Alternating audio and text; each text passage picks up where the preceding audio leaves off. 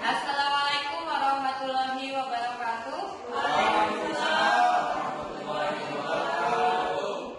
Kepada Ibu PLT SDN 6 Pesisir, Ibu Suci Triwidyarti yang saya hormati, kepada Bapak Ibu Guru Hebat SDN 6 Pesisir beserta staf yang saya hormati. Saya pertama-tama mengucapkan terima kasih sebanyak-banyaknya atas kesediaan Bapak dan Ibu semua untuk hadir pada siang hari ini. Pada acara kita nanti akan sharing tentang apa yang sudah saya dapatkan di pendidikan guru penggerak, yaitu tentang materi budaya positif. Yang mana di materi ini mungkin bukan hal baru. Nanti ketika saya menjelaskan pasti ada Bapak Ibu, oh iya saya pernah menjalankan ini di kelas saya, tapi kita belum mengetahui kalau itu namanya budaya positif. Saya mulai ya Bapak Ibu ya. Nah, yang pertama ini tentang platform yang tidak asing lagi kita dengarkan. Sering sekali didengung-dengungkan di setiap KKD, di setiap pertemuan lain ada namanya platform Merdeka Mengajar. Bapak Ibu tentunya sudah tahu ya, platform Merdeka Mengajar ini isinya sangat lengkap. Bahkan kita bisa mendownload buku guru, buku siswa, dan contoh-contoh RPP, modul ajar, begitu ada semua di situ. Ini adalah platform teknologi yang disediakan untuk menjadi teman penggerak bagi guru dan kepala sekolah. Jadi sudah seharusnya kita bisa memaksimalkan manfaat dari platform ini. Bapak Ibu sudah mendownload semua di HP-nya masing-masing, di Android-nya? Sudah. Menggunakan akun Belajar ID.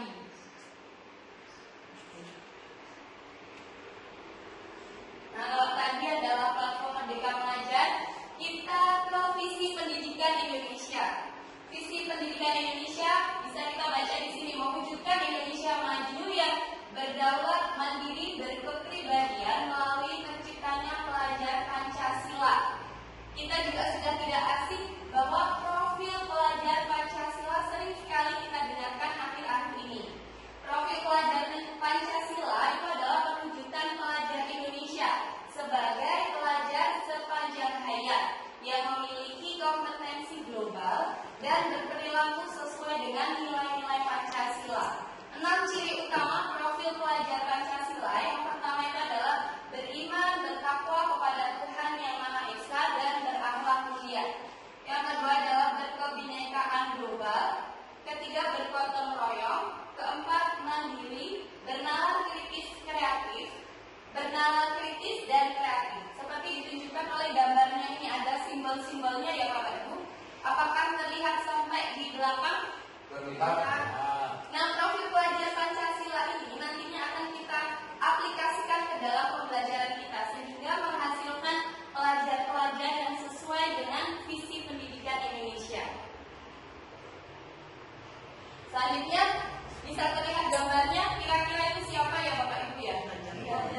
Ki Hajar Dewantara, Bapak Pendidikan Indonesia. Jadi di dalam pendidikan guru penggerak, kami modul pertama kami adalah membahas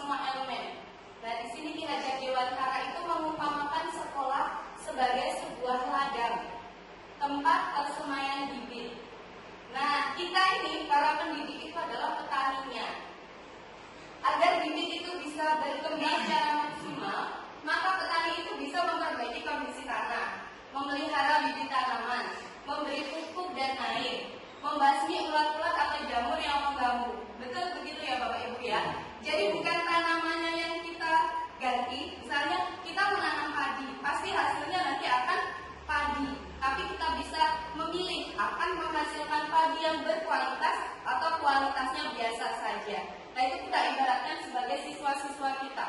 Kalau siswa kita mau menghasilkan siswa yang berkualitas, maka kita harus memperbaiki kondisi tanahnya, yaitu lingkungan sekolah kita, memelihara bibit tanaman itu, memelihara siswa-siswa tersebut sesuai kodratnya. Nah, jadi sehingga guru harus mengusahakan sekolah jadi lingkungan yang menyenangkan. Nah, anak-anak itu kan kodratnya bermain.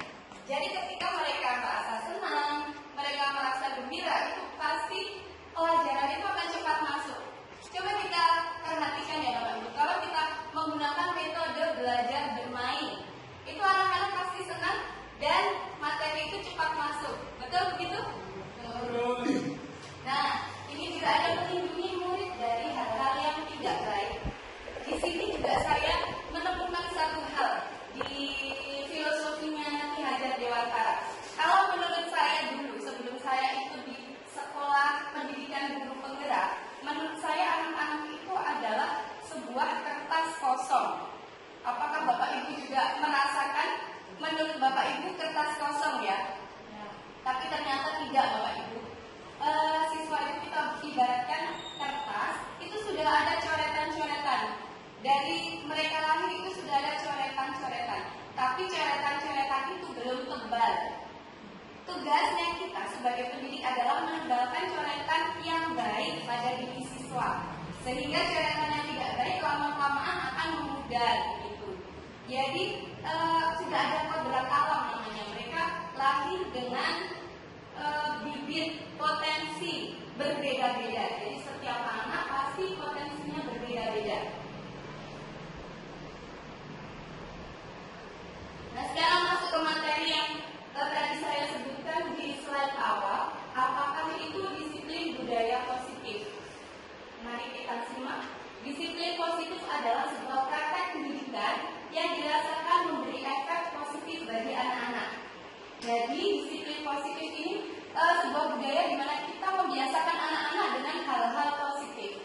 Dengan menerapkan disiplin positif di sekolah, di rumah maupun tempat lain, diharapkan anak-anak mampu yang pertama mengembangkan perilaku positif yang bertahan untuk jangka panjang.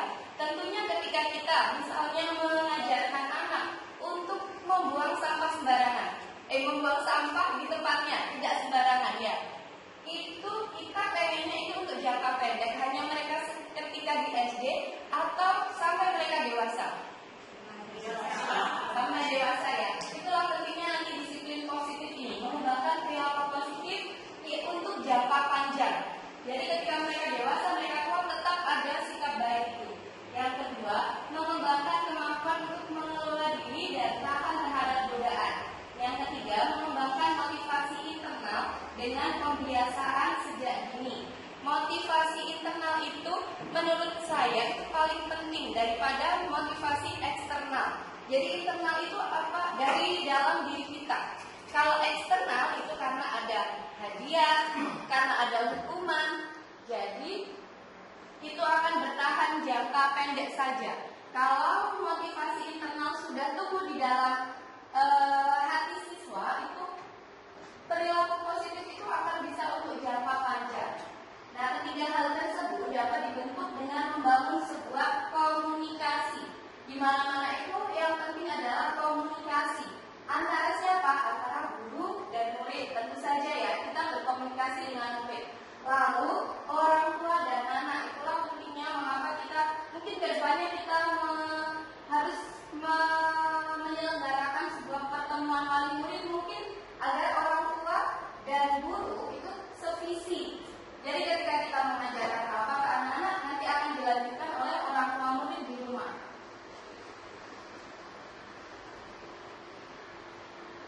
Nah, di sini ada apa perbedaan disiplin dan hukuman? Kalau biasanya kita itu hanya kata-katanya saja yang berbeda gitu ya. Nanti kita cari tahu apakah disiplin dan hukuman itu sama. Disiplin merupakan tindakan untuk memperbaiki kesalahan yang anak terbuat tanpa membuatnya merasa malu, yang bertujuan mengembangkan karakternya menjadi sebuah kebiasaan yang baik dalam jangka waktu lama. Dan kalau hukuman itu tindakan yang hanya fokus pada kesalahan sehingga membuat anak merasa malu.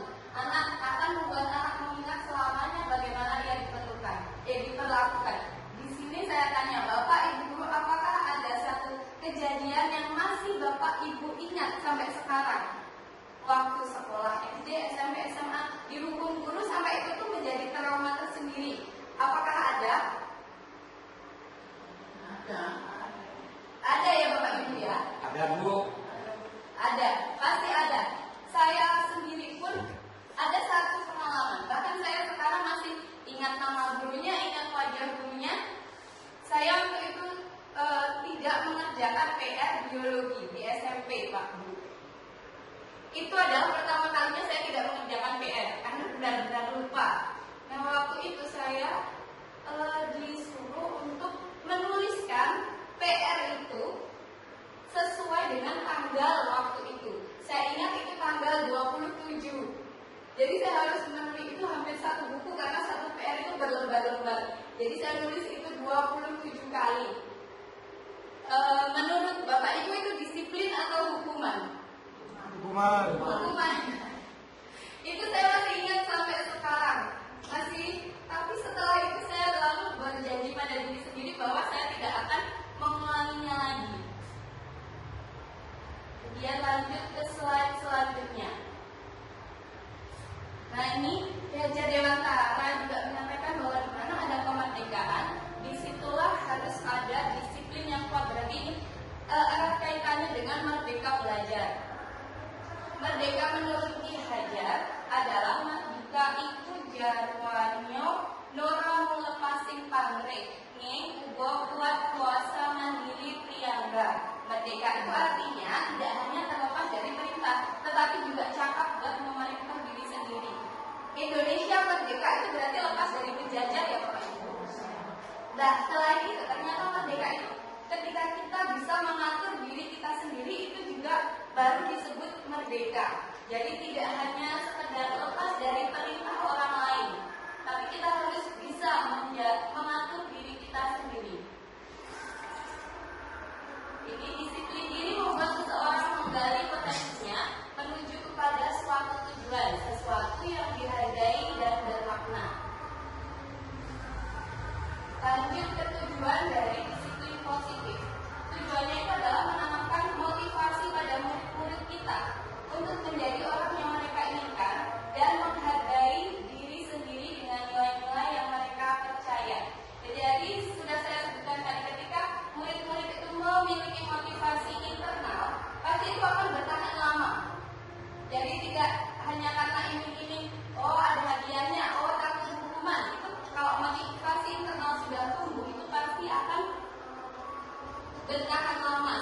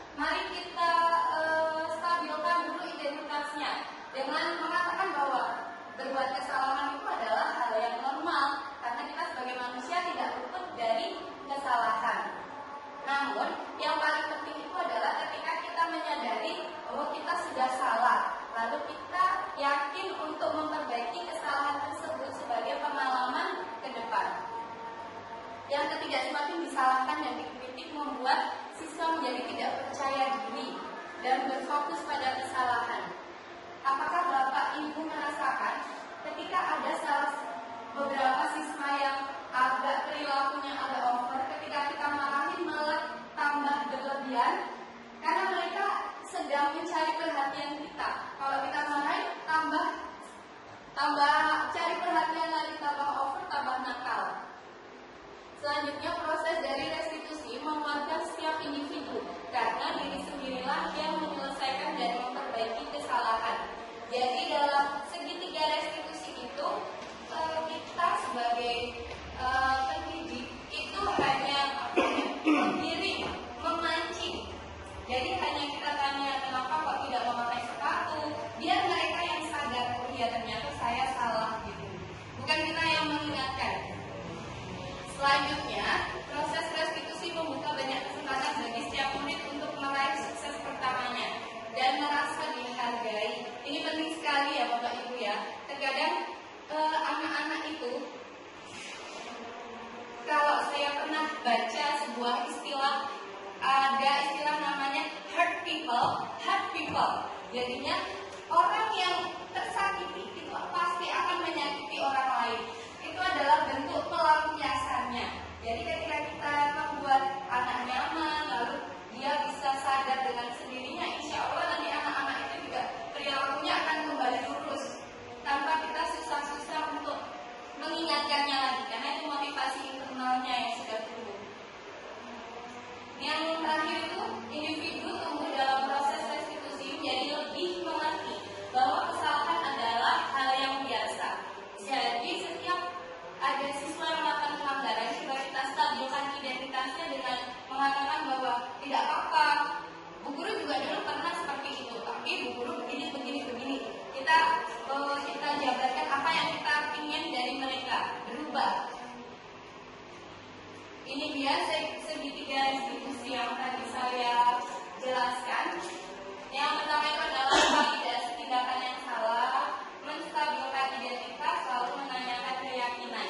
Di sini pendidik itu hanya menggiring dan memancing mereka. Biarkan mereka yang menjawab, biarkan mereka sendiri yang kemudian sadar bahwa mereka itu telah melakukan sebuah pelanggaran. Ini poin pertama itu menstabilkan identitas. Berbuat salah itu tidak apa-apa, tidak ada manusia sempurna. Ini kata-kata ini yang bisa kita sampaikan kepada mereka. Itu jadi membuat mereka, oh ternyata tidak hanya saya yang pernah melakukan kesalahan. Nah, ini adalah validasi tindakan yang salah. Jadi, walaupun itu adalah pelanggaran, tapi kita patut memvalidasinya. Ini bisa kalimat-kalimat yang diucapkan, kamu boleh mempertahankan sikap itu, tapi kamu harus menambahkan sikap yang baru. Sikap yang baru ini sikap yang kita inginkan dari mereka. Kita jelaskan kepada mereka harus apa setelah melakukan pelanggaran. Yang terakhir dalam segitiga restitusi adalah menanyakan keyakinan. Ini kalimat-kalimat yang diucapkan untuk menanyakan keyakinan. Apa yang kita percaya sebagai keyakinan kelas? Mungkin kita sudah ada tata tertib di setiap kelas kita, pasti ada. Namun sebutannya mungkin hanya sebutannya yang berbeda-beda. Ada tata tertib, ada keyakinan kelas, ada kesepakatan kelas. Itu harus ada di dalam sebuah kelas. Jadi ketika seorang siswa melakukan pelanggaran, kita bisa menanyakan apakah hal itu sesuai dengan kesepakatan kelas yang sudah kita buat.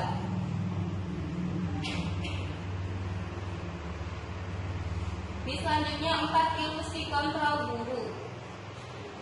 Yang pertama ilusi itu apa ya? Sesuatu yang ada tapi sebenarnya tidak begitu gitu. Yang pertama adalah guru dapat mengontrol murid. Kenyataannya murid itu memang mempunyai hak memilih dan guru tidak bisa memaksakan kehendak kepada murid. Jadi guru tidak punya kontrol penuh terhadap murid. Ilusi kontrol yang kedua adalah semua bujukan, apa ya, pujian, menunjukkan sesuatu yang positif. Pernyataan positif itu efektif dan bermanfaat. Kenyataannya, rujukan adalah salah satu bentuk kontrol. Padahal kita tidak punya kontrol ini terhadap murid kita ya. Murid mempunyai hak untuk menolak rujukan kita. Dan murid bisa tergantung pada pendapat dan rujukan kita. Kalau kita ingin menumbuhkan motivasi internal, kita tidak sering mengatur dan membujuk anak-anak. Yang ketiga, kritik membuat orang merasa bersalah. Kritik dan membuat orang merasa bersalah bisa menguatkan orang tersebut. Kadang kalau ada siswa yang melakukan pelanggaran, kita langsung menyalahkan dan mengkritik tanpa kita mau tahu ya Bapak Ibu ya. Saya sendiri pun masih sering sekali seperti itu. Kenyataannya, menyalahkan murid dan membuat kritik tidak menguatkan tetapi melemahkan. Itu tadi yang saya jelaskan, malah mereka terkadang tambah melakukan hal-hal negatif lainnya. Yang kedua, murid mempunyai persepsi negatif akan dirinya. Ketika kita bilang kamu tuh pemalas apa dengan segala kata-kata negatif, itu mungkin malah akan tertancap di hati mereka. Berarti mereka, oh iya, saya itu pemalas, berarti ya sudah, saya tidak usah mengerjakan tugas-tugas begitu. Yang selanjutnya, fungsi kontrol selanjutnya adalah orang dewasa punya hak untuk memaksa. Kadang kita itu merasa bahwa kita lebih tua dari mereka, kita lebih dewasa dari mereka, jadi kita punya hak penuh untuk memaksa mereka. Mereka yang lebih kecil dari kita memaksa murid-murid kita. Padahal kenyataannya orang dewasa tidak bisa mengontrol murid. Perilaku memaksa tidak akan efektif pada jangka waktu yang lama, karena itu namanya motivasi internal. Jadi itu hanya akan sementara saja. Kita melakukan seperti itu pada siswa paling sebulan, dan sampai sebulan itu akan hilang dengan sendirinya. Memaksakan kehendak hanya akan menyebabkan permusuhan antara murid dan guru. Mungkin murid merasa kesal dengan kita yang selalu memaksa kehendaknya pada mereka. Selanjutnya ada 5 posisi kontrol guru. Yang pertama, pembuku, pembuat merasa bersalah, teman, pemantau, dan manajer. Ini akan saya jabarkan satu-satu di slide selanjutnya. Yang pertama, posisi kontrol kita sebagai pembuku. Biasanya ciri-ciri guru yang dengan kontrol pembuku itu kalimat yang keluar adalah ini: patuhi aturan saya atau awas, kamu selalu saja salah, pasti selalu yang tadi selesai. Terkadang kita seperti itu ya, lebih banyak sebagai penghukum.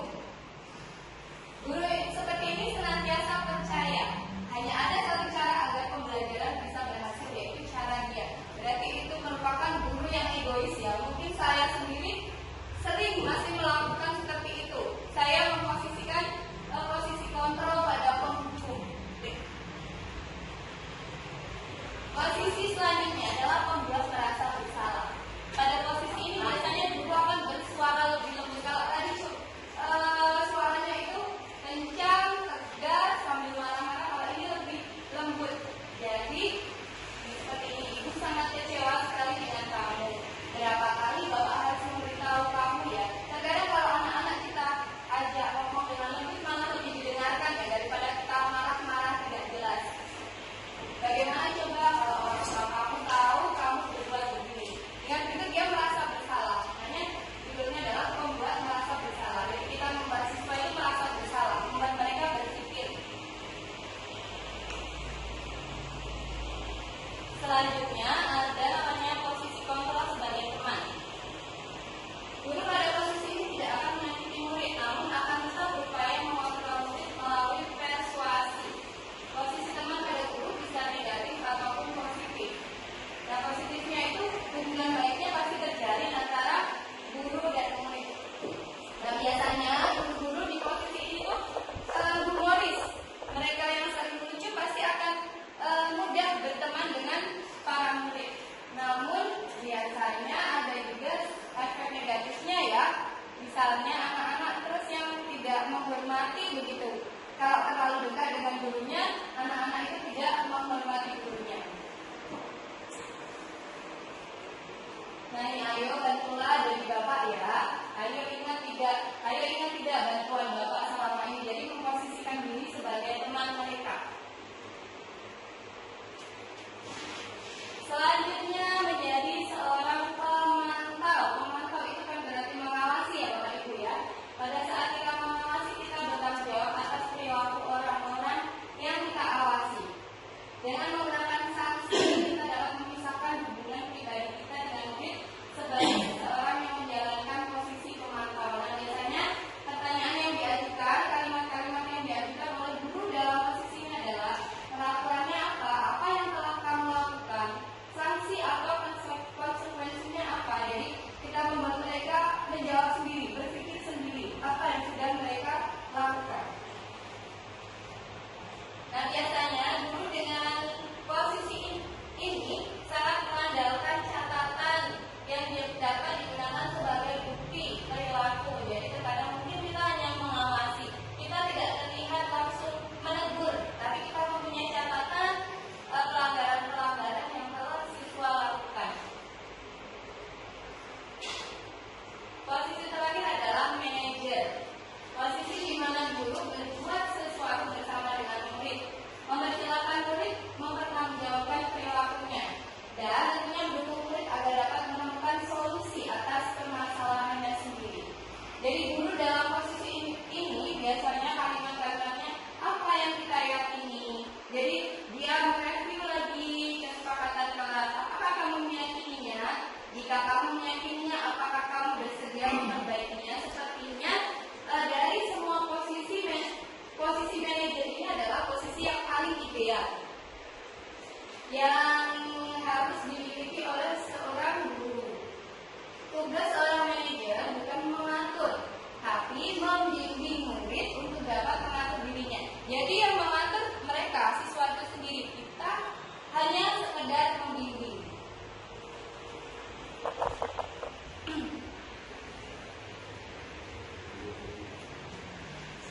Ini yang tadi posisi kontrol. Nah, budaya positif. Berbicara tentang budaya positif, kemudian kita bisa saya bisa memberi satu contoh penerapan budaya positif itu dengan membuat sebuah keyakinan kelas. Yang tadi sudah saya jelaskan bahwa di setiap kelas itu memang harus ada sebuah kesepakatan yang kita sepakati, guru dan siswa menyepakati semuanya. Jadi itu sebagai pengingat kita kalau ada satu yang melanggar, maka keyakinan kelas inilah yang akan kita tunjukkan.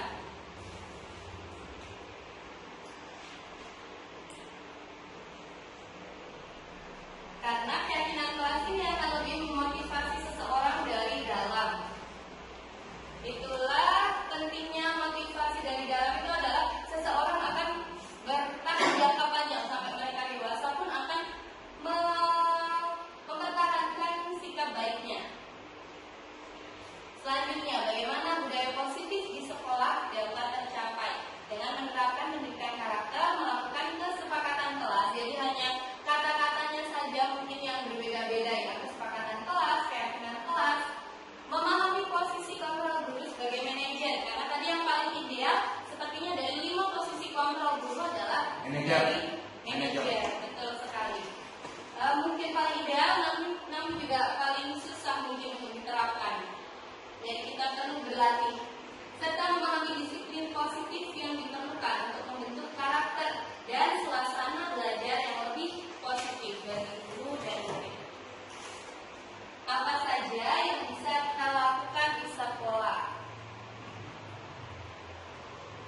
Yang pertama, gerakan literasi sekolah. Bertujuan agar siswa memiliki minat baca sehingga keterampilan membaca akan meningkat. Gerakan literasi sekolah ini saya rasa di semua sekolah mungkin pasti sudah ada. Saya yakin itu pasti sudah ada. Namun terkadang prakteknya ada beberapa sekolah yang dengan alasan-alasan mereka belum bisa memaksimalkan gerakan literasi sekolah karena yang pertama tidak ada bukunya, perpustakaan kosong begitu. Padahal literasi ini tidak hanya sekedar membaca buku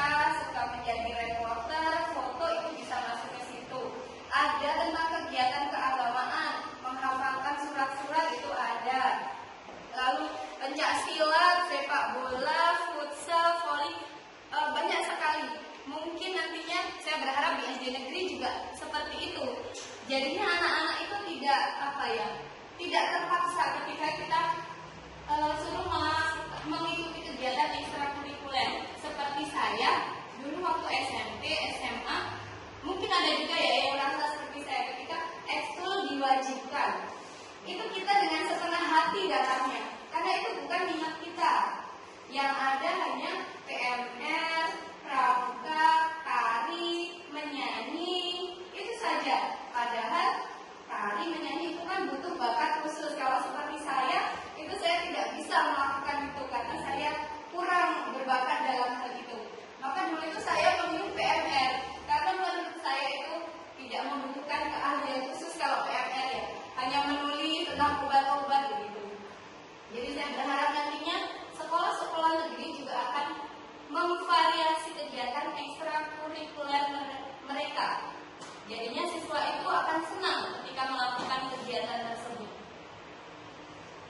Yang selanjutnya, membiasakan perilaku baik bersifat spontan. Hal ini penting untuk diterapkan oleh sekolah, karena karakter anak baru akan terlihat bila ditunjukkan secara spontan.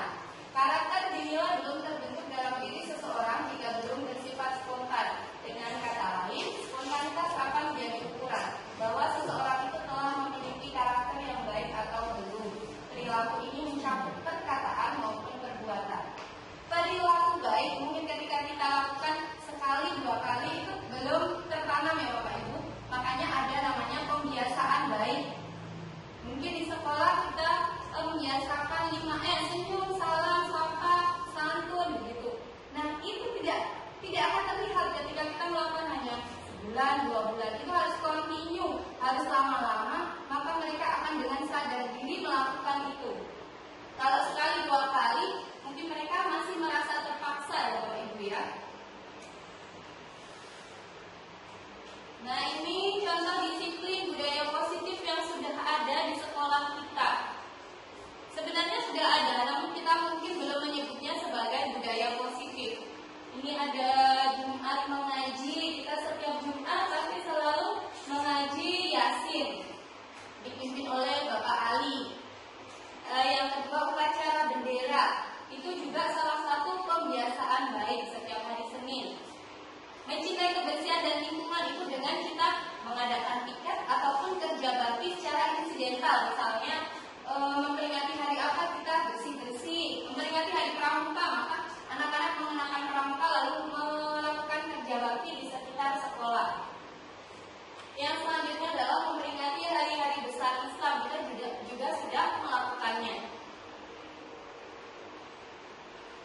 Ini misalnya bersalaman, itu sebenarnya contoh sederhana, tapi itu akan berpengaruh besar terhadap karakter siswa-siswa kita. Selanjutnya ini jika Bapak Ibu mungkin yang kelasnya belum ada kesepakatan kelas, mungkin setelah dari sharing ini, setelah dari kegiatan ini kita bisa membenahi lagi kesepakatan kelas kita, mengatur lagi kelas kita agar kita bisa membentuk karakter siswa-siswa. Yang pertama, guru mengajak murid memikirkan dengan hati-hati tentang keinginannya tentang kelas impian. Kita pasti punya impian ya Bapak Ibu ya. Setiap orang pasti punya impian. Kita tanyakan ke mereka, kelas impian kalian yang bagaimana? Saya rasa tidak mungkin anak-anak itu menjawab kelas yang kotor, kelas yang tidak disiplin. Pasti impian itu adalah sesuatu yang bagus-bagus. Pasti mereka akan menjawab kelasnya bersih, semuanya mengerjakan tugas dengan disiplin. Nah setelah menanyakan tentang kelas impian mereka, guru meminta murid menuliskan apa yang mereka pikirkan dan inginkan tentang kelasnya dalam belajar. Kita bisa membagikan sticky notes mungkin ke anak-anak untuk menuliskan apa kelas impian mereka. Mereka ingin apa di kelas ini. Yang ketiga, murid menuliskan tentang kelas impian mereka di sticky notes tadi. Kemudian guru meminta menempelkan hasil pemikirannya di papan tulis. Jadi kalau sudah semuanya selesai, bisa ditempelkan masing-masing di papan tulis. Semuanya menempelkan. Setelah semuanya berpartisipasi dengan bantuan salah seorang siswa, hal-hal tersebut yang telah ditulis tentang kelas impian dibaca satu persatu. Itu pasti akan ada yang sama. Mari kita kumpulkan hal-hal yang sama. Setelah itu,